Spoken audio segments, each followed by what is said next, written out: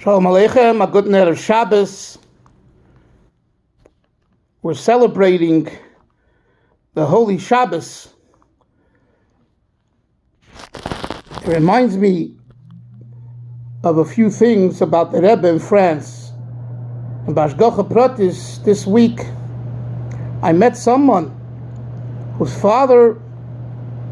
stepfather was the Rabbi in the shul that is known as Zibitzin 17 in the Pletzel section of Paris, where the Rebbe davened. And today, Lubavitch Chassidim have that shul and their farbrengens. So the son lives here in Borough Park, Rabbi Meyerovitz, who happened to be a counselor in Camp Gan Yisrael in 1961, he told me. He's not a Lubavitcher, but a very fine Yid, mamash a fine Yid, Talmud Chochem. So he told me a few things that he heard from his father about the Rebbes and the Frierdiker Rebbes being in that shul.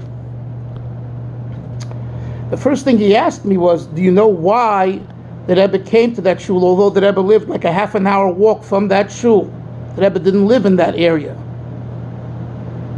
So he said it's because when the Frierdiker Rebbe once needed an eye operation in Switzerland, on the way there and on the way back, he stopped off in Paris and he davened in that shul. So because of that, the Rebbe walked specially a half an hour to daven in the shul where the Frierdiker Rebbe davened, which shows us the great hiskashrus connection that the Rebbe had to his father-in-law, the Frierdiker Rebbe, and for us to have to our Rebbe. The Rebbe would sit in the last bench by the back wall towards the door. That's where he sat. And many times when he would stand up and he would turn around to the wall and daven to the wall. Meaning, for whatever reason, he didn't want to, I guess, be disturbed. I don't know why, but the Rabbi said that he noticed that he spent quite a bit of time davening himself quietly towards the wall. He also said that normally after Shachris, Shabbos, he would leave shul right away. He would not stay around for the Kiddushin. The only exception to that was on Simchas Torah. On Simchas Torah, he sat down with the Olam together with everyone else, and he would say hello, say l'chaim, say avort. One Simchas Torah, he said, there was someone sitting there. The Rebbe asked him who he was, and they were talking, and he asked about his family, and they were talking, and this name and that name. Garnished. The following Simchas Torah, remember, the Rebbe didn't come to any Keddushim, not that there was Keddushim every single week, but whenever it was a Simchas Torah later, a year later, and the same person who happened to be a Litvak, a Litvisher, was there. And the Rebbe asked him, so how is Yaakov? How is Yitzchak? How is Avram? How is Akiva? And he was blown away that the Rebbe remembered the names in detail, and he hadn't spoken to him in a year's time, and he only told it to him one time a year ago, Simchas Torah. And he remembered all the details about the conversation, and he asked him all about it. And he was nespal, this Litvisher was nespal of the Rebbe's Zikaron, and the Gabbai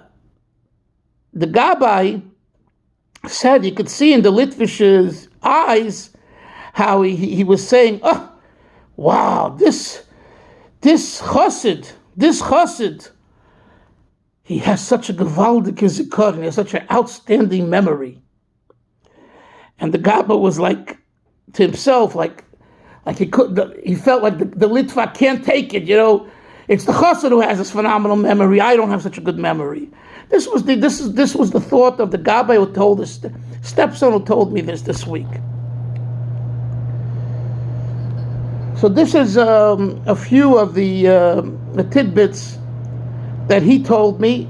I asked him about other things that I heard about the Rebbe being at the shul, teaching there and giving shiurim, this, that. He didn't know any of that, but he remembered that. He also remembered that Benjamin Gorodetsky would sit up front.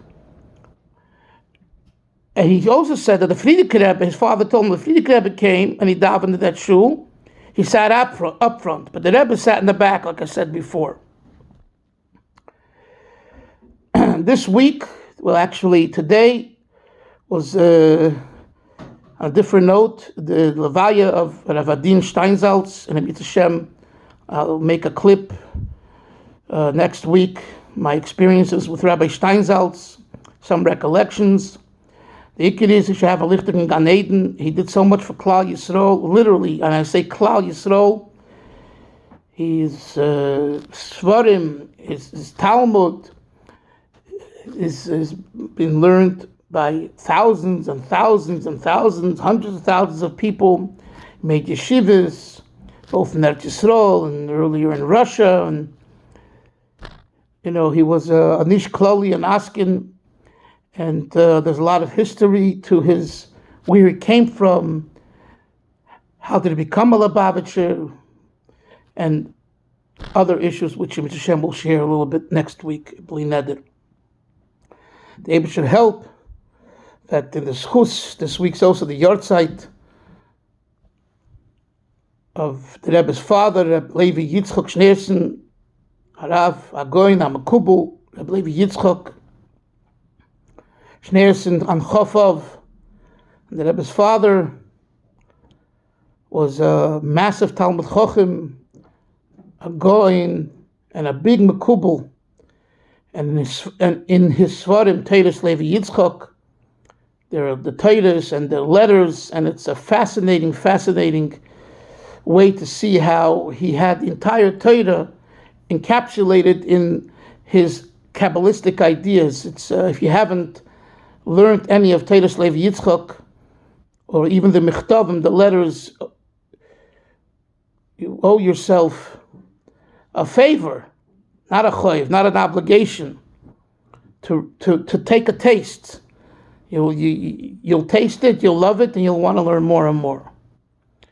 Ikariz Mashiach should come with a simcha as we go into the month of Elul, and we're accustomed to already say Ksiva V'Chsima Teva, good gebenched yor.